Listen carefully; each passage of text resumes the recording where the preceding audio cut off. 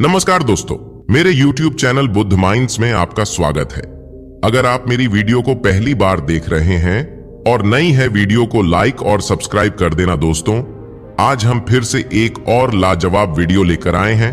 आज की कहानी बेहद ज्ञानवर्धक है, इसीलिए इसे लास्ट तक देखना जरूरी है। एक बार की बात है, एक लड़का था, उसका नाम सबल था, जो नगर में रहता था। वह अपने जीवन से बहुत निराश था। उनकी निराशा का कारण यह था कि वह अब तक अपने जीवन में कुछ नहीं कर रहा था।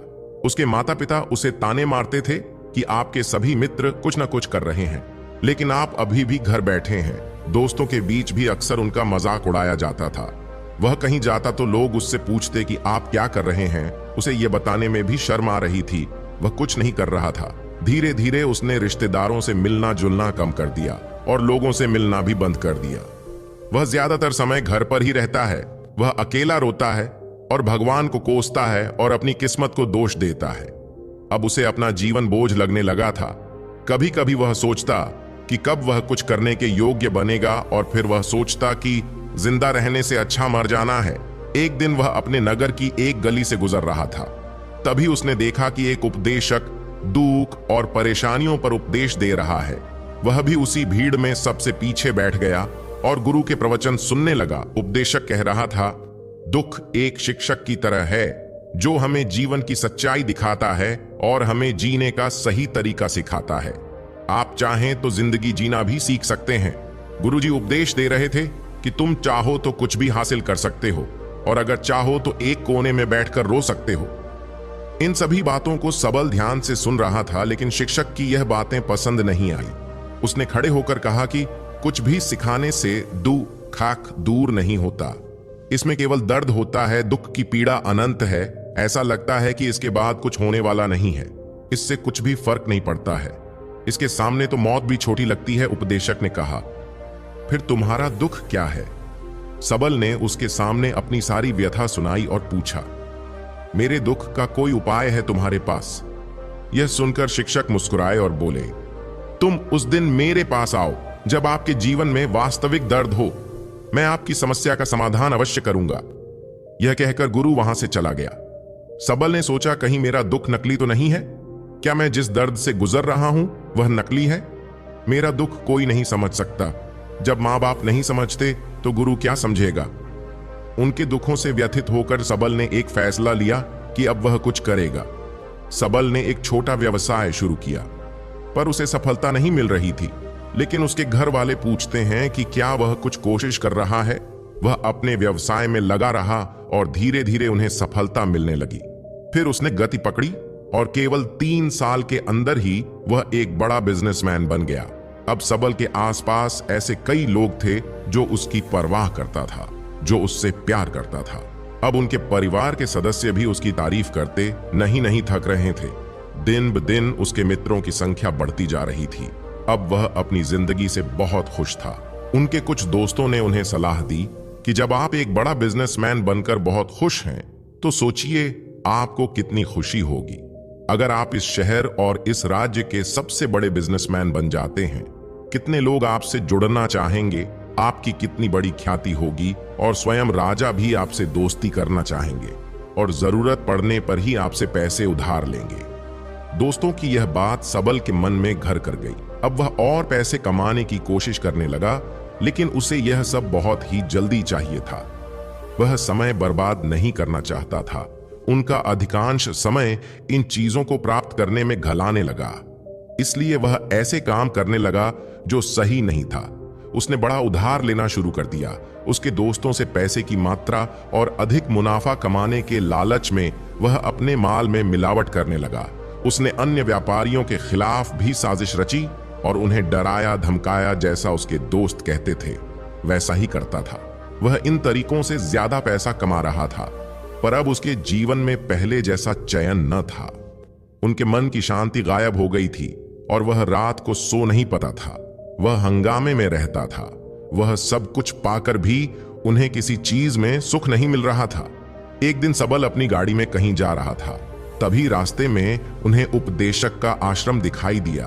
वह रुका और गुरु के पास जाकर बोला, संत, आपने मुझे मेरे पास आने के लिए कहा था जब मेरे जीवन में सच्चा दुख आता है। अब मैं बहुत दुखी हूं कि मेरी नींद हराम हो गई है, मुझे कहीं भी शांति नहीं मिल रही है। इस प्रकार सबल ने अपनी सारी समस्याएं गुरु को बता दी। गुरु ने कहा, जब तुम पहली बार मुझसे मिलने आए थे तब भी तुम किसी दुख में थे, आपने उस दर्द से क्या सीखा?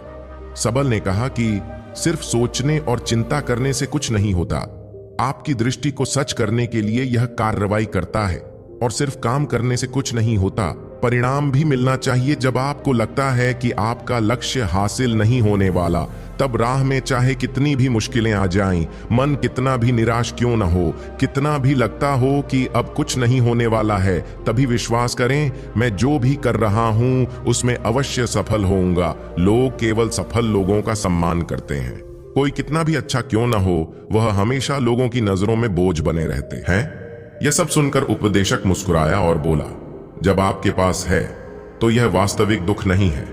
अपने जीवन में वास्तविक दुख आए तब मेरे पास आओ, मैं उसे ठीक कर दूंगा।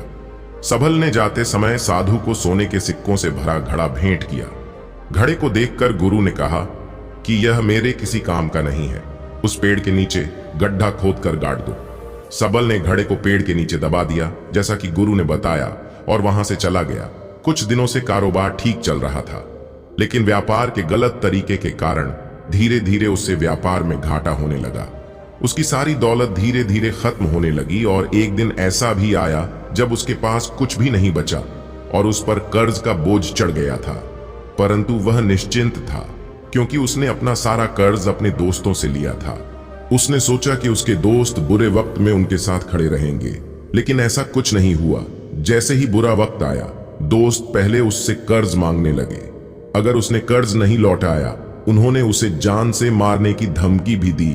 उनके सभी शुभ चिंतक और प्रियजन उससे दूर हो गए। उसके दोस्त जो उसके साथ मस्ती किया करते थे, अब उससे दूर भाग रहे थे। उसका परिवार उसकी गलतियां और कमियां गिनने लगा। उनकी सारी संपत्ति नीलाम कर दी गई और उसके पास कुछ भी ना बचा। जब उसने अपने पिता से मदद मांगी, पिता ने कहा कि मेरे पास थोड़ी सी संपत्ति है, मैं तुम्हारी मां को क्या कहूंगा अगर मैं तुम्हें दे दूं? यह संपत्ति हमारा अंतिम उपाय है। सबल के मन में गहरा दुख छा गया। उसके आसपास कोई नहीं था जो उनके दुख को समझ सके, जो उसे संभाल सके। जनता के इस विश्वासघात के कारण वह अंदर से टूट चुका था। वह सोचने लगा कि अब जीने का क्या मतलब है, अब मौत ही मेरा सहारा है। वह आत्महत्या करने के लिए पहाड़ी पर जा रहा था। तब से उसे याद आया कि उस शिक्षक ने उससे कहा था, मेरे पास आओ जब तुम्हारे जीवन में वास्तविक दुख हो। सबल गुरु के पास गया और अपनी सारी व्यथा सुनाई। आंखों में आंसू लिए उसने कहा, हे गुरु जी, मेरे दुख का निवारण कीजिए। गुरु ने कहा, जब जीवन में असली दुख होता है तब मेरे पास आ जाना, मैं इसे जरूर ठीक करूंगा। सबल ने कहा कि ये क्या हो रहा है, मेरी जिंदगी में अभी दुख नहीं है तो आखिर असली दुख क्या है? गुरुजी ने सबसे कहा कि पहले आप मुझे बताओ, आपने अपने दुख से क्या सीखा?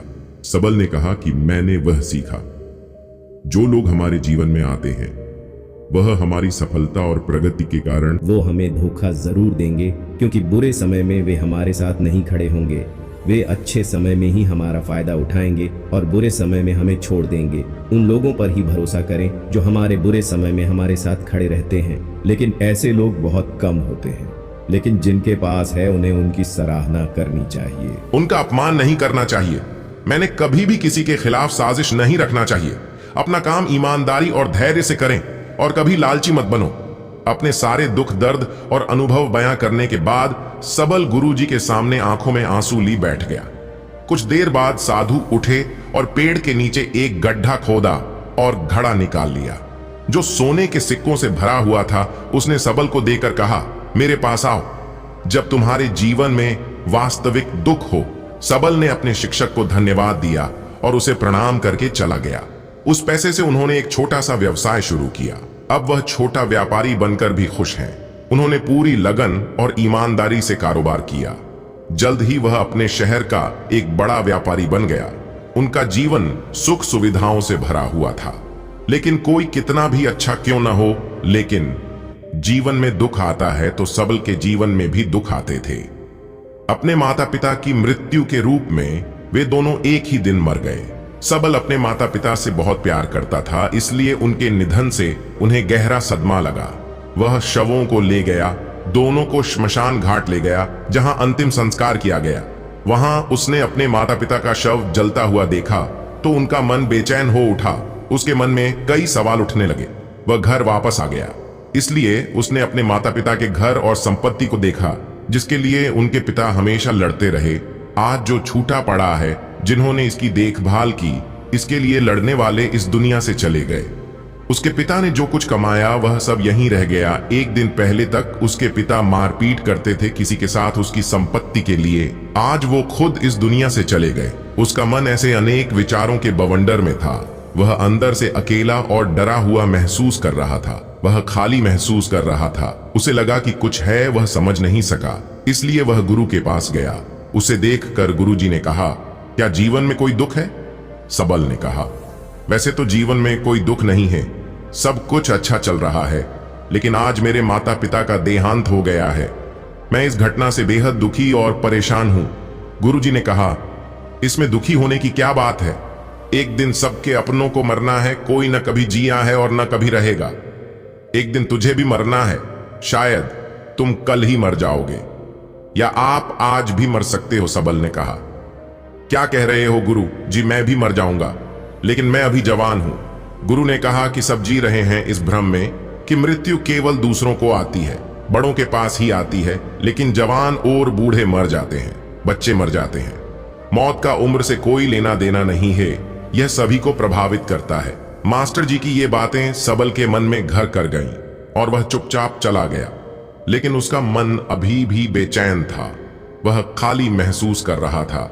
वह सारा दिन अपने बारे में ही सोचता रहा कि वह कौन है, हम क्यों आए हैं, क्या करें, कैसे करना है। सबल ने अपने गुरु से कहा कि उसकी दुर्दशा दूर करो। गुरु ने कहा कि हम सभी इंसान हैं, जीवन भर संग्रह करते रहते हैं। सबल ने कहा कि सभी इंसान जीवन भर धन, सम्मान, परिवार, प्रतिष्ठा, मित्र, शत्रु आदि जमा करता है। गुरु ने पूछा, क्या हम एकत्रित की गई चीजों में से कुछ भी अपने साथ ले जा सकते हैं?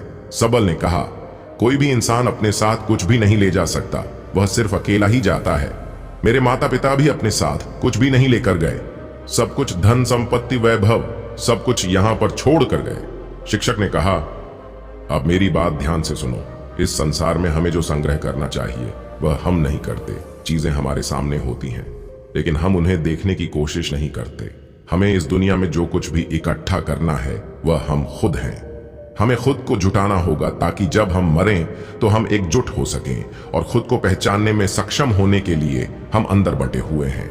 हम प्यार, नफरत, गुस्सा, ईर्ष्या में बंटे हुए हैं। क्रूरता, धन, स्थिति, प्रतिष्ठा, सम्मान, पहचान, धर्म, जाति, सैकड़ों, हजारों ऐसी चीजों और इच्छाओं में हम विभाजित हैं और टुकड़ों में जीवन जी रहे हैं। इस विभाजन के कारण हमारी चेतना कभी एक नहीं हो सकती। हमारी चेतना शक्ति बिखरी हुई है, इसलिए हमारे पास इतना समय नहीं है, इतनी ऊर्जा नहीं कि हम मुड़ सकते हैं और अपने भीतर देख सकते हैं। वास्तव में धन, सम्मान और सुविधाओं का अभाव, लोग इसे दुख समझते हैं और जीवन भर के लिए जो दुख कहकर रोते रहते हैं और समाधान खोजने का प्रयास करते रहते हैं, उन्हें अपना समाधान कभी नहीं मिलेगा, क्योंकि जिसे लोग दुख कहते हैं वह वास्तविक दुख नहीं है। यह सिर्फ एक आदमी की इच्छा है, उसकी इच्छा कभी पूरी नहीं होती, इसीलिए व्यक्ति को कभी उनके प्रश्नों का समाधान नहीं मिलता। इसलिए इन सब से परे यदि आप अपने दुखों का अंतिम समाधान चाहते हैं तो सबसे पहले खुद को समेटो, इस दुनिया से अपनी ऊर्जा वापस ले लो और इकट्ठा करो। अपने आप पर ध्यान केंद्रित करो, स्वयं पर ध्यान दो। अपने मृत्यु से पहले अपने आप को जानने की कोशिश करो, बिखरो मत। सबल ने कहा, तो गुरुजी, क्या हम इस संसार को छोड़ दें? हमारी सभी इच्छाओं को मार देना चाहिए, किसी से प्रेम नहीं करना चाहिए, धन संग्रह नहीं करना चाहिए, सम्मान की आशा छोड़ देनी चाहिए? शिक्षक ने कहा कि भावनाओं और इच्छाओं ऐसे बिखरे हुए मनुष्य में से निकल आओ, जैसे कोई पत्थर पहाड़ से गिरे जिस पर पर्वत का कोई वश नहीं है सिवाय देखने के, परेशान होना और कुछ खोना। वैसे ही बिखरे हुए मनुष्य की इच्छाएं बेकाबू और दर्दनाक हैं। उसका अनियंत्रित मन इच्छा करता रहता है और कल्पना करता रहता है और यह दुख देता है। लेकिन जब एक व्यक्ति अपने मन को एकत्र करता है तो वह जो कुछ भी करता है वह उसके नियंत्रण में होता है। फिर उसकी इच्छा से इच्छाएं भी उत्पन्न होती हैं। सबल ने कहा कि आपने मेरे असली दुख का समाधान कर दिया। आपका बहुत बहुत धन्यवाद। अब से मैं खुद को समेटने, खुद को तराशने की कोशिश करूंगा। गुरुजी ने कहा कि मानव शरीर में बहुत ऊर्जा और शक्ति है, लेकिन यह फालतू के कामों में बटा हुआ है, बेकार की बातों में लगा हुआ है। यह एक बहुत ही शक्तिशाली मशीन की तरह है, एक बच्चे के हाथ में रखा जा रहा है और वह बिना सोचे समझे अपनी शक्ति बर्बाद कर रहा है और बिना किसी नियंत्रण के। इसीलिए इस शक्ति पर ध्यान दें, अपनी चेतना और इसे इकट्ठा करें। सबल को अपने प्रश्नों का उत्तर मिल गया। उसने अपने गुरु का शुक्रिया अदा किया और चुपचाप चला गया। दोस्तों, उम्मीद है आपको यह कहानी पसंद आई होगी। अगर आपको यह कहानी पसंद आई हो तो अपने दोस्तों और परिवार के साथ जरूर शेयर करें। आपका कीमती समय देने के लिए धन्यवाद। एक बार की बात है, एक लड़का था, उसका नाम सबल था, जो नगर में रहता था। वह अपने जीवन से बहुत निराश था। उनकी निराशा का कारण यह था कि वह अब तक अपने जीवन में कुछ नहीं कर रहा था।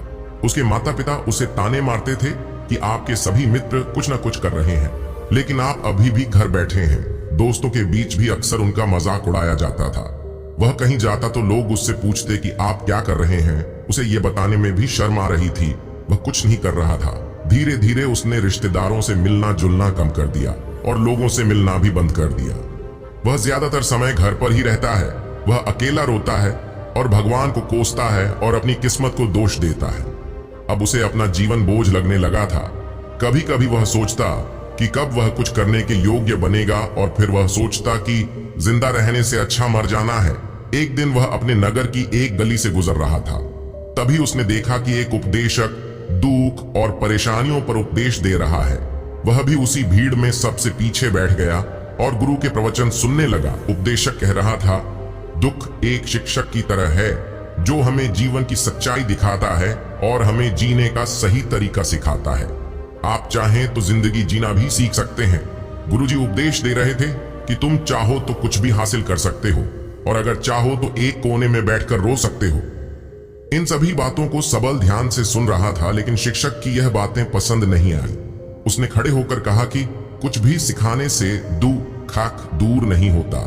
इसमें केवल दर्द होता है। दुख की पीड़ा अनंत है। ऐसा लगता है कि इसके बाद कुछ होने वाला नहीं है। इससे कुछ भी फर्क नहीं पड़ता है। इसके सामने तो मौत भी छोटी लगती है। उपदेशक ने कहा, फिर तुम्हारा दुख क्या है? सबल ने उसके सामने अपनी सारी व्यथा सुनाई और पूछा, मेरे दुख का कोई उपाय है तुम्हारे पास? यह सुनकर शिक्षक मुस्कुराए और बोले, तुम उस दिन मेरे पास आओ जब आपके जीवन में वास्तविक दर्द हो। मैं आपकी समस्या का समाधान अवश्य करूंगा। यह कहकर गुरु वहां से चला गया। सबल ने सोचा, कहीं मेरा दुख नकली तो नहीं है? क्या मैं जिस दर्द से गुजर रहा हूं वह नकली है? मेरा दुख कोई नहीं समझ सकता। जब माँ बाप नहीं समझते तो गुरु क्या समझेगा? उनके दुखों से व्यथित होकर सबल ने एक फैसला लिया कि अब वह कुछ करेगा। सबल ने एक छोटा व्यवसाय शुरू किया, पर उसे सफलता नहीं मिल रही थी। लेकिन उसके घर वाले पूछते हैं कि क्या वह कुछ कोशिश कर रहा है। वह अपने व्यवसाय में लगा रहा और धीरे धीरे उन्हें सफलता मिलने लगी। फिर उसने गति पकड़ी और केवल 3 साल के अंदर ही वह एक बड़ा बिजनेसमैन बन गया। अब सबल के आसपास ऐसे कई लोग थे जो उसकी परवाह करता था, जो उससे प्यार करता था। अब उनके परिवार के सदस्य भी उसकी तारीफ करते नहीं थक रहे थे। दिन ब दिन उसके मित्रों की संख्या बढ़ती जा रही थी। अब वह अपनी जिंदगी से बहुत खुश था। उनके कुछ दोस्तों ने उन्हें सलाह दी कि जब आप एक बड़ा बिजनेसमैन बनकर बहुत खुश हैं, तो सोचिए आपको कितनी खुशी होगी अगर आप इस शहर और इस राज्य के सबसे बड़े बिजनेसमैन बन जाते हैं। कितने लोग आपसे जुड़ना चाहेंगे, आपकी कितनी बड़ी ख्याति होगी, और स्वयं राजा भी आपसे दोस्ती करना चाहेंगे और जरूरत पड़ने पर ही आपसे पैसे उधार लेंगे। दोस्तों की यह बात सबल के मन में घर कर गई। अब वह और पैसे कमाने की कोशिश करने लगा, लेकिन उसे यह सब बहुत ही जल्दी चाहिए था। वह समय बर्बाद नहीं करना चाहता था। उनका अधिकांश समय इन चीजों को प्राप्त करने में घलाने लगा। इसलिए वह ऐसे काम करने लगा जो सही नहीं था। उसने बड़ा उधार लेना शुरू कर दिया। उसके दोस्तों से पैसे की मात्रा और अधिक मुनाफा कमाने के लालच में वह अपने माल में मिलावट करने लगा। उसने अन्य व्यापारियों के खिलाफ भी साजिश रची और उन्हें डराया धमकाया। जैसा उसके दोस्त कहते थे वैसा ही करता था। वह इन तरीकों से ज्यादा पैसा कमा रहा था, पर अब उसके जीवन में पहले जैसा चैन न था। उनके मन की शांति गायब हो गई थी और वह रात को सो नहीं पाता था। वह हंगामे में रहता था। वह सब कुछ पाकर भी उन्हें किसी चीज में सुख नहीं मिल रहा था। एक दिन सबल अपनी गाड़ी में कहीं जा रहा था, तभी रास्ते में उन्हें उपदेशक का आश्रम दिखाई दिया। वह रुका और गुरु के पास जाकर बोला, संत, आपने मुझे मेरे पास आने के लिए कहा था जब मेरे जीवन में सच्चा दुख आता है। अब मैं बहुत दुखी हूं कि मेरी नींद हराम हो गई है, मुझे कहीं भी शांति नहीं मिल रही है। इस प्रकार सबल ने अपनी सारी समस्याएं गुरु को बता दी।